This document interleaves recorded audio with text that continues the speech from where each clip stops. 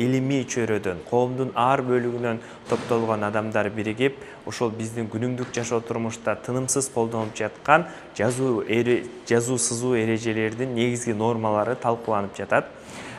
Кыргыз тилинин жазуу эрежеси өзүнүн калыптанган күнүнөн баштап бүгүнкүсүнө чейин ар кандай өзгөрүүнү баштан өткөрдү. Ошентсе дагы биз колдонуп келатабыз. Албетте мурданкы жазуу эрежелерди дагы жамандоого, башкача мындай өзгөчө пикир айтууга болбойт, анткени алар өзүнүн тарыхый ролун аткарды. Эми заман өзгөрдү, эгемендикти алдык, жазуу сызуунун түрлүү талаптары пайда болду. Коомдун ар бөлүгүнөн, мугалимдерден, илимий чөйрөлөрдөн сунуштар түшүп атат.